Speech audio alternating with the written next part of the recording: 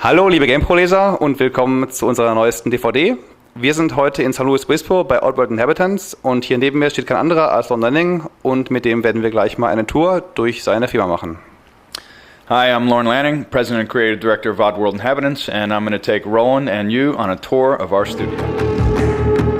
The Oddworld Library, and this is where a lot of ideas begin. At the beginning of production, we're heavily referencing books. We have all types of books on all types of subjects, and these are largely like coffee table class photo books of all different types of characters.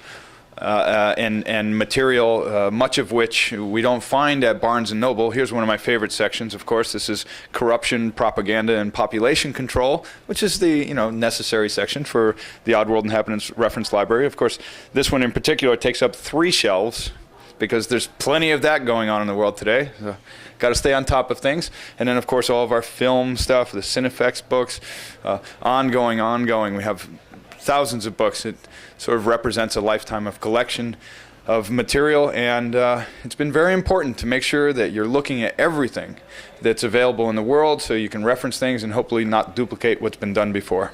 And let's move on to the editing area. Okay. Josh got much. Now, there's something I haven't seen in a long time. This is old. This is some old footage somehow Josh is playing around with here on the Avid, and this is our digital Avid editing system, and these were old visualizations that we did for Munch before we actually built the game. This was quite a flashback for us here. I don't know, I'm getting chills. I think we need to move on. Funny times. And the idea here was that we always wanted to be all self-contained with digital video and all, so we have our digital beta players and Avid, and we'll take it down to the recording studio in a little while. See a lot of production art on the walls. The whole place is covered with art. And here we have some of the crew hanging out. We have Jenny. Hey. Jenny deals with all the marketing people. Silvio, Scott, Rich. And they're all just kind of homeless and they hang out here, but we feed them so they like us. And that's what keeps on happening. We got Ian over there doing computer graphics. Ian's actually working. Yeah, Ian's actually working, but he works for peanuts, so he works free for gum. As long as we supply gum, he's good. Game design area, okay guys. We've got Gotham, we've got Steve, we've got David. David's around, here's an area. Did you see this area, Roland? This is a beachfront. Nope. David, can you go over to the water? So we were really going for big environments on this one. You can tell there's a lot of acreage being covered in this game. A lot of explosives as well. Anyone remembers that? Eric Yo putting it together. And scale. About ready to pass out. Jack. We're doing the Oddworld tour here. And we move into the real-time art department. And we've got Mark and we've got Raj. You guys are on film. This is going to America's Most Wanted. And Matt's working on a new death. Nice. Stranger looks pretty clocked there. Ugh. You doing a new one for the other character as well? Yeah. Nice. Here we go. This is the boss's office.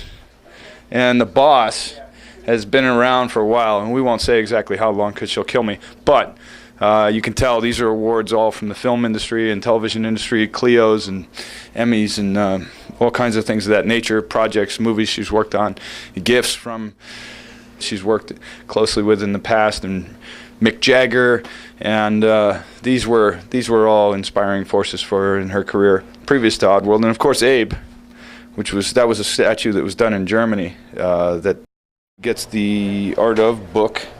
We'll find a ton of this art in there. Going in here, here's Mike Reifer. Hello. This is the sort of Oddworld merchandising room. This is all the crazy things that have been built over the years in different territories and different countries and different books that we've been in, and whatever was Oddworld at a different time or another, it's somehow stuffed into this room. Underwear from, I think, Japan with Oddworld characters on it. I don't know. I'm not sure that would actually get anyone laid, but, they made them. And so you could have your very own Abe underwear. And T-shirts, lots of T-shirts, sweatshirts, different awards at different periods of time. And characters, POPs, merchandising materials, all that kind of good stuff. This is Ava. What is this? What are you? The roving reporter? Roland, what are you doing? Is he the? What is that called? The roving right? reporter. Yeah. So Ava is our vice president of legal and finance, and she makes sure that we're legal and financed. So that's always a good thing. Sculptures from Munch, pre-production from the earlier games, and the facility that we built out 9 years ago. Seems like yesterday. Covers and awards from around the world. Here we come into the front office. The game covers So Far from Stranger. We always put them up. We're very proud of them. Here's some cool stuff over here. Annuals, different illustration annuals, Axioms, the AIS, original art from Abe's Odyssey, Tara, who mans the front desk, and the gold albums from the music instructor videos that took place in Germany, cover of Wired magazine, the awards from Russia, which were all hand-painted, and tattoos. I mean, there's a lot of Oddworld tattoos out there, and this guy went to the extreme. His entire arm is Oddworld tattoos. And there's a few of those. They're on the website if anyone was ever curious to see them. But no one at Oddworld. So Michael Bross, the one-man symphony, sound designer, composer for Oddworld Stranger's Wrath. And he also was responsible for bringing home the audio on Munch after we had a disastrous time getting it there along the way. And we figure, every time we start a job, we'll just be really late on the tools and technology so that Michael will really have to suffer heavily at the end of the job, because what would production be without that? Yes. Yes. What would life be without suffering? Yeah, so he's in the right place. Thanks, Michael. Okay. Yeah, we'll go in here to Jamie. What's happening? How we doing? Good. Okay. Oh, you're working on the end levels. Okay, we can't film that. Okay. No, that needs to be a surprise. Is it sounding good, though? Definitely. Oh, okay, that's what we need to hear. We'll pay you later. And this is the sound booth, the notorious sound booth, where many things aside from sound have actually happened in this booth. And that's why we have our disco limo lights going on in here. And every voice that's ever been done at Oddworld has ever made it into a game, music video, commercial, whatever it was. If it was done in this booth. And that's why it smells like it does. So, yeah. But at least we got ventilation now. And so when I get in the booth and they ask me, like, Jamie will say, Lauren, we need you in the booth. You got to record a few lines. And then I'll come in and I'll go, okay, give me the reference. Do you have the reference? We're all hungry, right? We're all like hungry, man. No fish, no fish. So he's saying, okay, we're all hungry, man. We're really hungry, and there's no fish, man. So when you hear that, then we come in, and the voices get post-processed anyway. But for the initial recordings, I'll hear that voice. Can you play it again?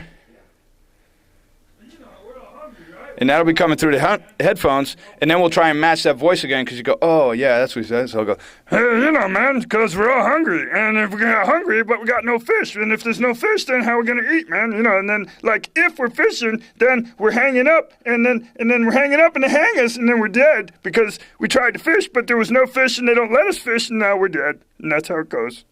So then we get to do those kinds of things. And then what'll happen is Jamie will record those, and I'll take off the headphones. And then we'll bring that into the digital sound studio over here. Yeah. And why don't you play back what we just recorded? Can you do that? I didn't record this. So- We're all hungry, right? We're all like hungry, man. No fish, no fish. Okay, so that's what the natives are saying. Now what he's going to do is that's the original recording, and then he's going to time process it a little, and he's going to shift the pitch. So the length of this recording will stay the same, but the pitch will shift, and it'll become a little more characterized. So it'll be a little less humorous, a little less, in this case, Lorne, or it could have been Michael, or it could have been Steve that were doing the voices, and now it becomes more of a character. So, we're all hungry, right? We're all like hungry, man. No fish, no fish. And so we do that, and it really takes seconds, because these guys are so slick. Get our fish, too. So that's the brief end of the Oddworld tour. We took you around the studio. We didn't show you the bathrooms. You don't want to see that. It's kind of a mess. We didn't show you the kitchen, because there's no food anyway. There's no fish. There's no fish. And here we go. We hope you enjoyed the tour, and we hope you enjoy Oddworld Stranger's Wrath, coming to you in late January.